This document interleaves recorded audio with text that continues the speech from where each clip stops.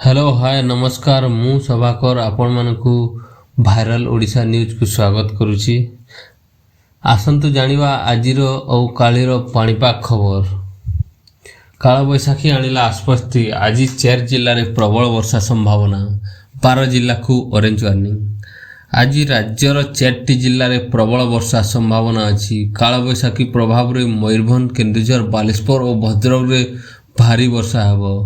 आउ 12 जिल्ला रे वर्षा 50 रु 60 किलोमीटर बेगरे पवन बहिबा सह बिजुली और घड़घड़ा संभावना अछि। पाणीपाग विभाग एभली पूर्वानुमान देवा सह ऑरेंज सतर्कता जारी करिछि। केन्द्रापड़ा, जगतसिंहपुर, भद्रक, बालेश्वर, सुंदरगढ़, केन्दुझर, मयूरभंज, जाजपुर, कटक, ढेंकानाल, अनुगुल, देवगढ़ रे वर्षा सहित बिजुली और घड़घड़ी हेबो। एही 12 जिल्ला पई ऑरेंज वार्निंग जारी करिछि।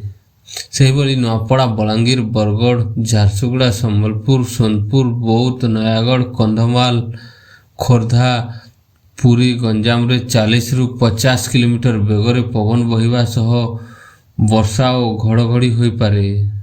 आसंता काली मयूरभंज, केन्दुझर, कलाहांडी, कंधमाल, पुरी, खोर्धा, नयागढ़, गंजाम, गजपति, बालेश्वर, भद्रक, जाजपुर, केन्द्रापड़ा, कटक और जगतसिंहपुर रे वर्षा और घड़घड़ी होई पारे।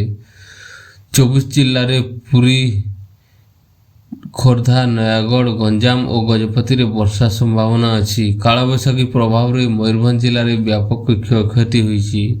शुक्रवार सकाळु संध्या भितरे बारिपदा रे 85.4 मिलीमीटर वर्षा होईछि। बांगिरी पोस्ट, बिसोई, कुलअणा भली ब्लॉक रे कालबैशाखी जोगु प्रबल वर्षा, पवन सांगकु कुआपथर माड़, अनेक चाल छपर घर क्षयक्षति होईछि।